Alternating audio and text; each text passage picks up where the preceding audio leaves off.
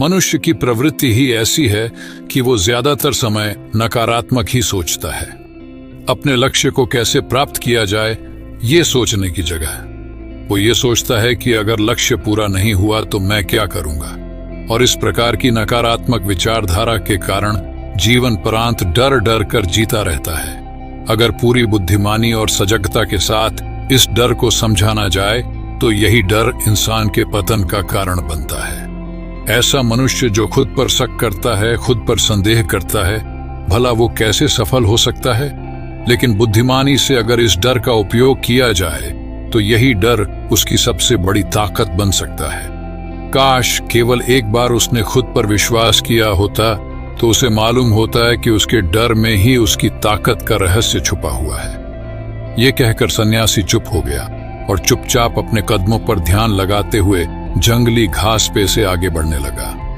संध्या का समय था। सन्यासी और एक लकड़हारा जंगल में से होकर गांव की तरफ निकल रहे थे। सन्यासी के ये शब्द लकड़हारे को कुछ समझ में नहीं आए। वो सोच रहा था कि डर में ताकत कैसे हो सकती है। डर तो आदमी को कमजोर बनाता है। अपने मन की उत्सुकता को जब वह काबू नहीं कर सका तो उसने सन्यासी से पूछा कि महात्मा, ना आप ये क्या कह रहे हैं कि डर में ताकत होती है? डर तो आदमी को कमजोर बनाता है। उसे तो अपना डर दूर करना चाहिए। करारा अपनी बात पूरी कर पाता उससे पहले ही उसे एक शेर की दहाड़ सुनाई दी। शेर की गर्जन सुनकर लकड़हारे का रोम रोम कांप गया। उसके कान खड़े हो गए। जंगल से आती एक एक आहट उसे साफ सुनाई दे रही थी। उसके कदम वहीं पर जम गए थे, वो भी नहीं पा रहा था। उसे पता था कि थोड़ी सी हरकत उसकी जान जोखिम में डाल सकती है। उसका दिल तो तेजी के साथ धड़क रहा था, लेकिन फिर भी वो अपनी सांसों पर काबू पाने का प्रयास कर रहा था। कुछ देर बाद जब खतरा टल गया तब सन्यासी ने कहना शुरू किया। सन्यासी ने कहा कि अभी जब तुम डरे हुए थे तो तुम्हारे शरीर का रोम रोम जाग गया था। जंगल से आ रही छोटी से छोटी आहट पर भी तुम्हारा ध्यान लगा हुआ था। तो इस प्रकार अपने मन के डर के कारण तुम होश में आ पाए, तुम पूरा ध्यान लगा पाए। इससे पहले जब तक तुम्हें शेर की दहाड़ सुनाई नहीं दी थी तब तक तुम अपने विचारों में खोए हुए थे। लेकिन जैसे ही तुम्हें शेर की दहाड़ सुनाई दी वैसे ही तुम्हारे सारे विचार गायब होकर हम वर्तमान में उपस्थित हो गए थे।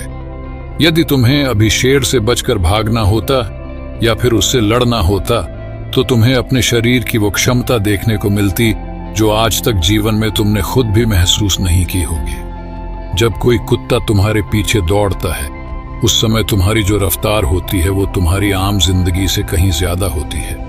साधारण जीवन में तुम इतने तेज नहीं दौड़ पाओगे जितना कि एक कुत्ते के सामने दौड़ पाओगे। ये ताकत या कहें कि हमारे शरीर की क्षमता भी देखने को मिलती है। जब हमारा मन डर में होता है, किसी डरावनी परिस्थिति में, हमारा मस्तिष्क और हमारा शरीर अपने उच्चतम श्रेणी में काम करता है। जो काम तुम आम जिंदगी में नहीं कर पाते वो तुम्हें डरा कर कराया जा सकता है। जहां पर भी तुम्हें डर का एहसास होता है वहीं पर तुम्हारी इंद्रियां पूर्ण रूप से सक्रिय हो जाती है। तुम्हारे कानों की सुनने की क्षमता तेज हो जाती है, दृष्टि एकटक हो जाती है, पूरी सजग हो जाती है, सक्रियता बढ़ जाती है। और जैसे जैसे वो डर खत्म होता है वैसे वैसे तुम सुप्त अवस्था में चले जाते हो। तुम सो जाते हो और तुम्हारे इंद्रिय फिर से आराम की स्थिति में चली जाती है। सन्यासी ने लकड़हारे से कहना जारी रखा कि परीक्षा से दिन पहले जो याद करने की तुम्हारी गति होती है वो साधारण याद करने की क्षमता से कहीं तेज होती है। सिर्फ एक बार याद किया हुआ तुम्हें परीक्षा के समय याद रह जाता है और तुम जानते हो कि ये सब परीक्षा के डर से ही होता है। इसीलिए डर को दूर करने की जगह इंसान को ये सोचना चाहिए कि वो अपने डर को ताकत कैसे बना सकता है। जिस प्रकार सुख और दुख, प्रकाश और अंधेरा एक ही सिक्के के दो पहलू होते हैं, उसी प्रकार डर और ताकत भी एक ही सिक्के के दो पहलू होते हैं। जिस प्रकार रोशनी के बिना अंधेरा पूर्ण नहीं होता, सुख के बिना दुख पूर्ण नहीं होता, उसी प्रकार डर के बिना ताकत का भी कोई महत्व नहीं है। लकड़हारा सन्यासी के ज्ञान से बहुत प्रभावित हुआ, उनके चरणों में नतमस्तक हो गया और उनसे पूछा कि महात्मा, अंधेरे को तो दिया जलाकर रोशनी से भरा जा सकता है, लेकिन अपने डर को ताकत में कैसे बदले, इसके लिए कोई उपाय बताएं। इस पर सन्यासी ने कहा कि डर दो प्रकार के होते हैं। सबसे पहला मानसिक डर और दूसरा शारीरिक डर। सन्यासी ने लकड़हारे को समझाते हुए कहना शुरू किया कि मान लो तुम्हें जंगल से होकर गुजरना है और अचानक तुम पाते हो कि तुम्हारे मन में शेर का ख्याल आ गया। अभी तक प्रत्यक्ष रूप में शेर तुम्हारे सामने नहीं आया है ना, उसकी दाढ़ सुनाई दिए, मतलब दूर दूर तक कोई अंदेशा नहीं है कि जंगल में शेर मौजूद है, लेकिन शेर का ख्याल आने से तुम्हारे मन में एक डर पनप गया। अब तुम्हारा उठने वाला एक एक कदम उसी डर से अभिभूत होगा। हर समय तुम्हारे मन में यही ख्याल चलेगा कि कहीं शेर न जाए। ये शेर वर्तमान में तुम्हारे सामने नहीं है, ये तुम्हारी बहुविषय की कल्पना है। इसी प्रकार जो मनुष्य अतीत और भविष्य की चिंताओं में डूबा रहता है, वो मानसिक डर का शिकार होता चला जाता है। इसी विडंबना के कारण वो अपने जीवन में जीतने भी निर्णय लेता है। वो सारे मानसिक डर से ग्रसित होते हैं। इसीलिए ज्यादातर मनुष्य पूर्ण रूप से अपने निर्णय पर भरोसा नहीं कर पाते हैं, और यही निर्णय या फिर फैसले जो आधे मन से लिए जाते हैं, मनुष्य के कार्य को पूरा नहीं होने देते। लेकिन ये भी सत्य है कि मानसिक डर के कारण ही इंसान अपनी तैयारी पूरी करता है। अगर तुम्हारे मन में शेर का ख्याल नहीं आएगा तो तुम शेर से सुरक्षा के लिए कोई भी कदम नहीं उठाओगे, लेकिन अगर तुम्हें शेर का ख्याल आ गया तो तुम उससे सुरक्षा के लिए कोई ना कोई तरीका जरूर अपनाओगे। तो इसीलिए मानसिक डर बेकार नहीं होता, वो आपकी सुरक्षा को और ज्यादा मजबूत भी करता है। लेकिन समस्या तब शुरू होती है जब आप चाहकर भी कुछ नहीं कर सकते, लेकिन उसके बावजूद आप मानसिक डर झेल रहे होते हो। उदाहरण के लिए कुछ मनुष्य हमेशा ये सोचते रहते हैं कि उन्हें कोई बीमारी ना हो जाए, कहीं उनके साथ कोई दुर्घटना घट जाए, कहीं उनके साथ कोई धोखा ना कर दे।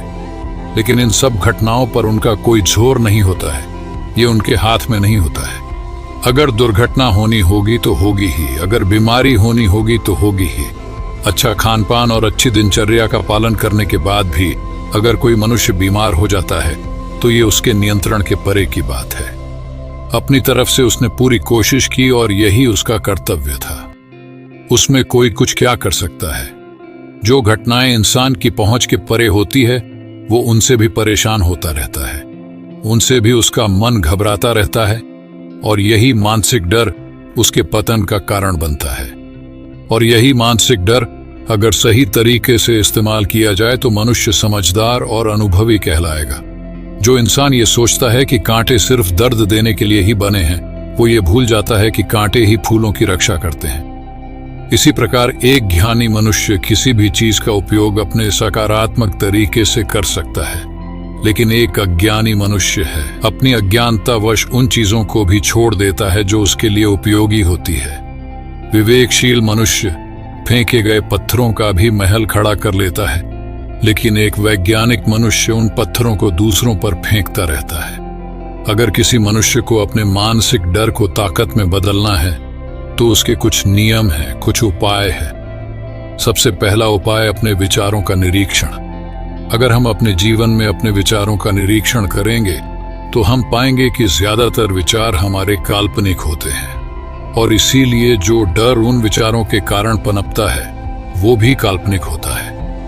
ज्यादा सोचने वाले लोगों को जब सोचने के लिए कुछ नहीं मिलता तो वो निरर्थक बातों के बारे में सोचने लगते हैं, और वो बेकार के विचार उसे तो परेशान करते ही हैं, साथ के साथ उसके परिजनों को, उसके सगे संबंधियों को भी परेशान करते हैं। इसीलिए ज्यादा सोचने वाले लोगों को यह समझना चाहिए कि मन में उठ रहे तमाम विचारों में से काम के विचार कौन से हैं और बेकार के विचार कौन से हैं। जो निरर्थक विचार हो उन्हें दूर करते जाओ, और जो सार्थक विचार हो उनको गहराई से सोचना शुरू करो। तभी तुम्हारी समस्याओं के, तुम्हारी उलझनों के उपाय निकलेंगे। मानसिक डर को दूर करने का दूसरा उपाय है उसका सामना करना। इसका मतलब यह नहीं है कि तुम शेर के सामने जाकर खड़े हो जाओ, बल्कि इसका मतलब यह है कि पूर्ण सुरक्षा के साथ तुम जंगल में जा रहे हो। यदि जंगल में जाना बहुत आवश्यक है तो तुम शेर के डर से अपने घर पर नहीं बैठ सकते हो। इसी प्रकार मनुष्य के जीवन में बहुत सारे डर होते हैं, जैसे कि परीक्षा का डर, लक्ष्य न पाने का डर, झूठ बोलने का डर, सच के पता लग जाने का डर, अपनों को खो देने का डर, दुर्घटना हो जाने का डर। लेकिन जैसे जैसे समय के साथ इन डरों का सामना किया जाता है, वैसे वैसे ये डर जीवन से दूर होते चले जाते हैं। अगर तुम इनसे बचने का प्रयास करते हो तो ये जीवन भर तुम्हें सताते रहेंगे। ये तभी दूर हो सकते हैं जब तुम इनका सामना करो। कुछ लोगों को तो दूसरों के सामने खुलकर बात करने में भी डर लगता है। ऐसे लोगों को अनजान लोगों से बात करनी चाहिए। जितना ही वो लोगों से बात करेंगे, उतना ही उनके मन का डर दूर होता जाएगा। मानसिक डर को ताकत में बदलने का तीसरा उपाय है अपने डर को स्वीकार करना। बहुत से लोग अपने जीवन में अपने डर को स्वीकार ही नहीं कर पाते। अगर आपको किसी चीज से डर लगता है तो किसी से शर्माने की या झिझकने की जरूरत नहीं है। हर मनुष्य को, हर इंसान को किसी न किसी चीज से डर लगता ही है, और आप पाएंगे कि जैसे ही आप अपने डर को स्वीकार करते हैं, वैसे ही आपका डर खत्म होना शुरू हो जाता है। और जितना ही आप अपने डर को छुपाने की कोशिश करेंगे, आपका डर उतना ही मजबूत होता चला जाता है। ये सारे तरीके तुम्हारे मानसिक डर को दूर कर सकते हैं, लेकिन शारीरिक डर को दूर करने के लिए तुम्हें दूसरे तरीके अपनाने होंगे। सबसे पहले ये समझो कि शारीरिक डर कौन सा होता है। मान लो तुम किसी जंगल से गुजर रहे हो और अचानक तुम्हारे सामने शेर आ जाता है।